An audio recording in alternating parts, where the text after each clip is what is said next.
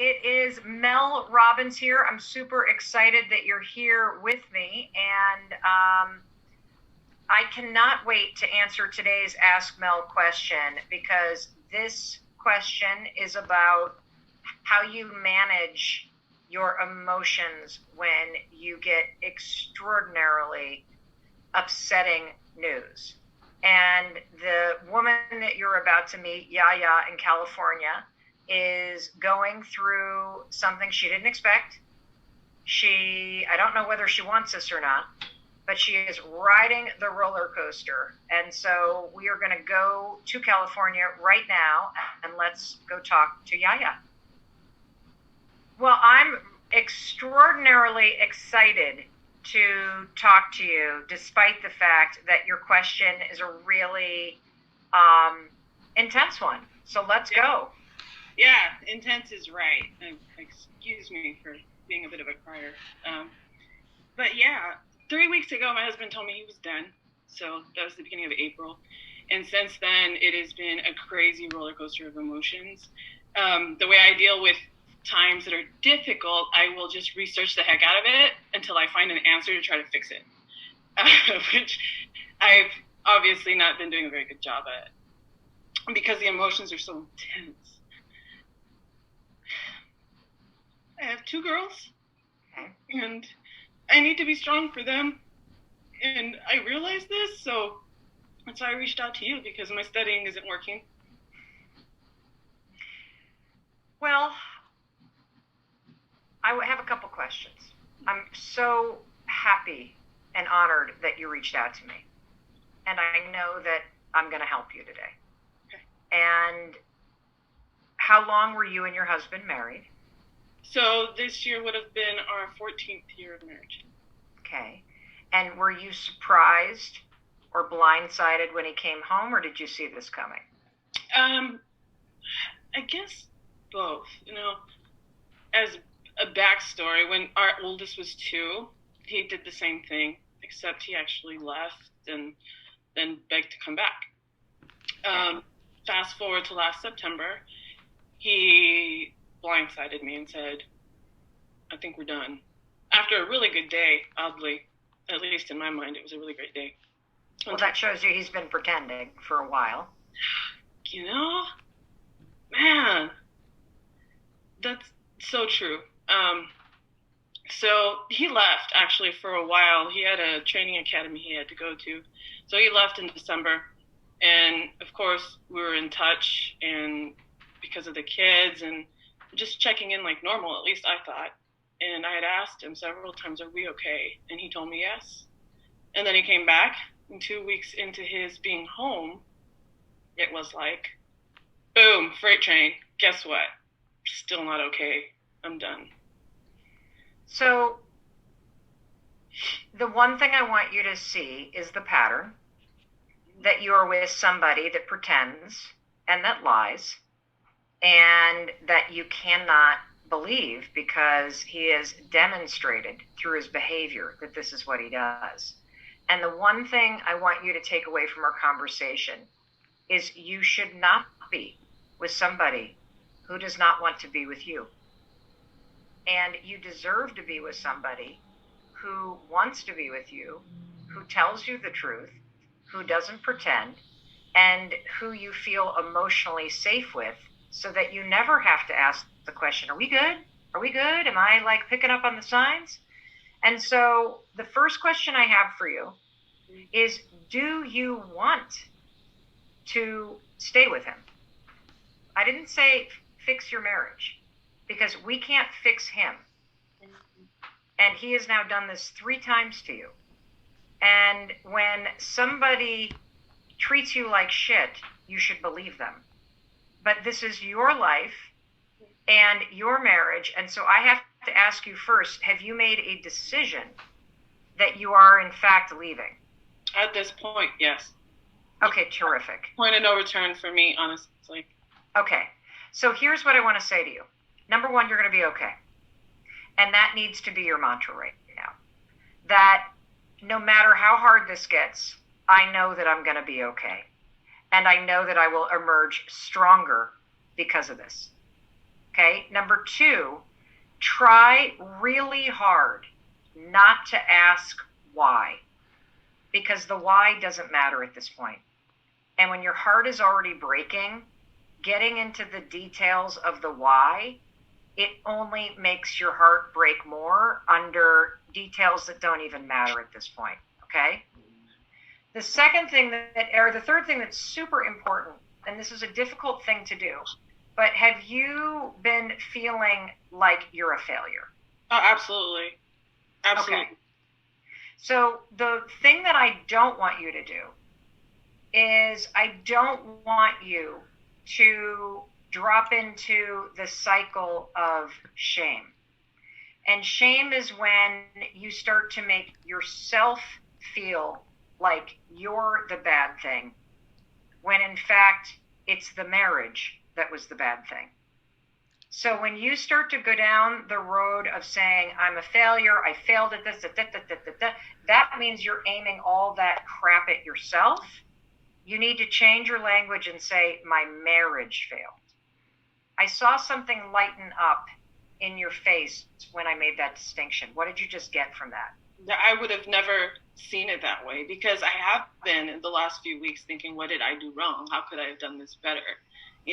To say that I'm ambitious. I mean, well, I am. I'm rather ambitious in my professional life and in my personal life as well. So the first thing I thought to myself was, man, yeah, you're failing. Like, what are you doing wrong? How can you fix it? So that distinction will help me. How does it help you? What do you see, honey? I redirect my thoughts at the marriage, and I allow myself to kind of accept the fact that it's the relationship. And maybe, I don't know where the downturn was in our relationship, but I find comfort in being able to take that pressure off of myself and having to carry it. Yeah, because here's the thing. You're never going to be good enough for the wrong person.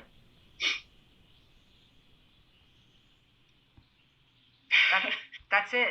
You're never going to be good enough for the wrong person. And he's the wrong person for you right now. That's it. And you didn't fail. The marriage failed because you're never going to be good enough for the wrong person. And you shouldn't have to twist yourself into knots and become somebody that you're not in order to stay with somebody that you're not meant to be with. He came into your life, and he and you together created a family with two beautiful daughters. And the fact is, you will always have those daughters, and he will always be in their life as their father. And the decision that you need to make next, now that you've made the decision that it's over for me too, there is no going back, I am done, I will be okay, the marriage failed, I am not a failure. The next decision that you need to make is, what kind of co-parenting relationship or friendship moving forward do you want to create with him? That's what you get to choose. Right. And he had told me, unfortunately, he told our daughter without me, which had me absolutely, Of course. This is what he does. Right.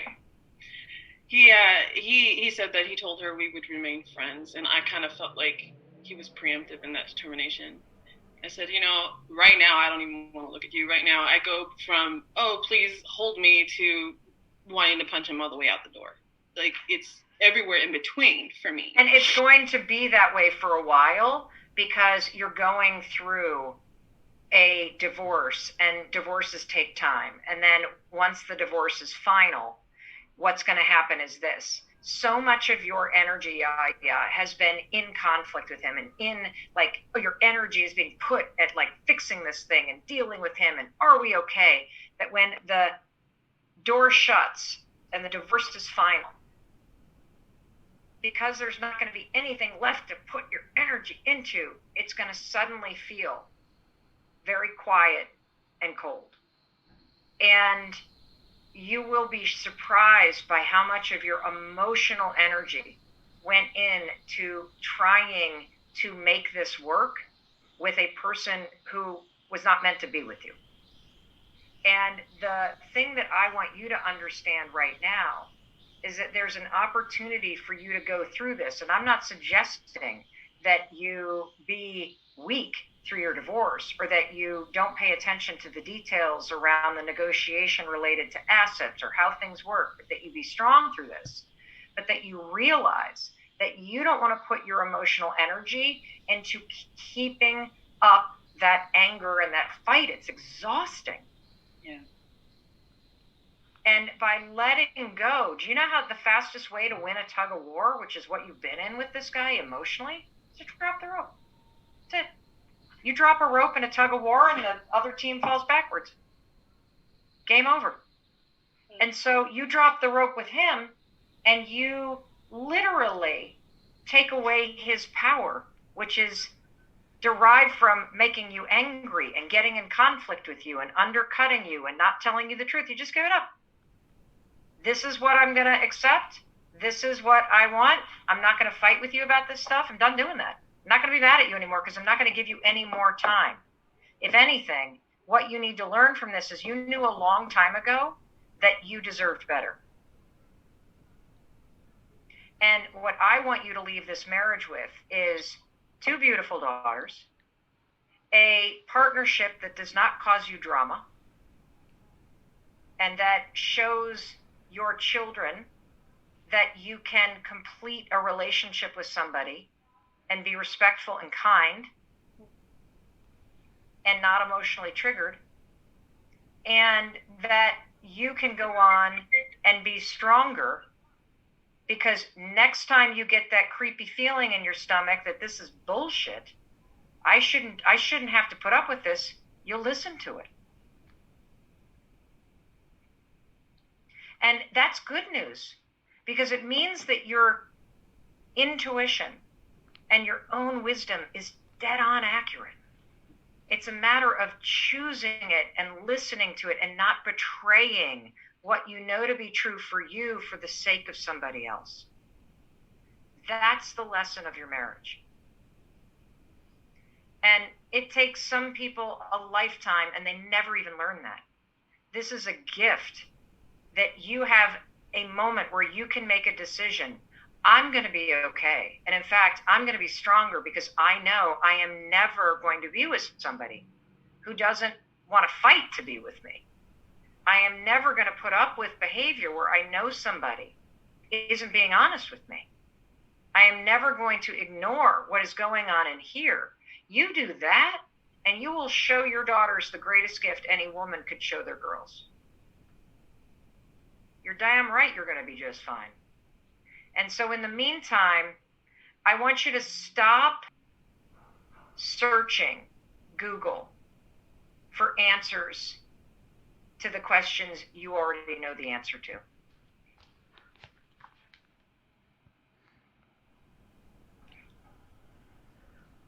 Your job is to keep busy with your life. It's to give him and this marriage distance. It's to not do any kind of begging or bargaining or stalking or spying or anything that even smells of looking in the rearview mirror or acting desperate. And you are to look ahead, and you are to fight to do something every day that proves that you're okay. Now, what does that mean? It means waking up when the alarm rings. It means exercising. It means the second you feel yourself getting emotionally like, disengaging, drop the rope. Drop the rope. And here's one other exercise I want to give you that can be very grounding when you're going through an earthquake. 3 years from now, when you are in a fabulous love affair with somebody who fights to be with you and who wants to be with you, and your ex has moved on, and your daughters are a little bit older, and there is a school function where you're celebrating one of your kids, tell me how you and your ex are with one another. We're absolutely fine. We can celebrate our kids together and continue being happy in the same space with those two lovely little girls. That's right. I mean, that's what I would love to have. And fabulous. Make a decision to make it happen. And I want you to take it a step further. I want you to be thrilled that he is some other woman's problem. I want you to be thrilled that you are with somebody that you love and that loves you. And I want you to be so relieved that you can celebrate your beautiful daughters and not be even remotely hooked emotionally by this dude. That is your anchor thought. That is what you draw toward. Because you may not have moved through everything to get to that point now, but seeing it out in front of you, you know what you're working toward. And when you start to feel that emotion rise up, you take a step back and go, wait a minute, I can't wait for some other woman to take it. This is amazing. You're kidding? I know what's coming. So I'm not even going to engage in this. It's stupid. It's wasting my time. I got a business to run. Yeah, definitely. You got it? And because that's not what you normally do, he gets power when you get triggered. So he might come back around again. He might suddenly be like, wait a minute, she doesn't need me anymore? Wait a minute, she's content? Wait a minute, she's not begging, she's not desperate, she's not angry? Whoa, I suddenly want back. And that's when you got to be like, yeah, no, thank you. Because I'm okay, and the marriage failed, but I am not a failure. And I deserve to be with somebody who wants to be with me.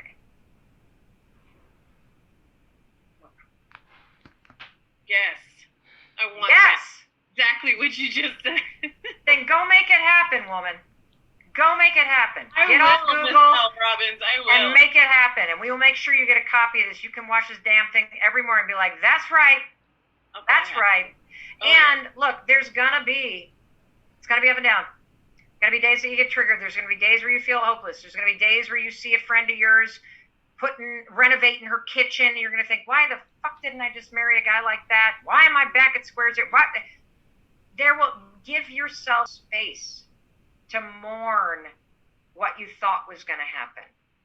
But do not allow yourself in the morning of that to get hooked to a relationship that does not work for you. You do not deserve that. You deserve so much more. Yes, I do. Yes, you do.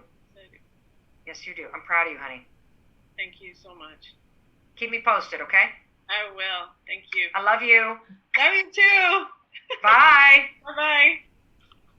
Oh, my God. I love that. Do you need a pep talk? Do you have a friend that needs a pep talk? You text right down there, and you get them on Ask Mel with Mel Robbins. You may feel alone. You're not alone. I got your back always.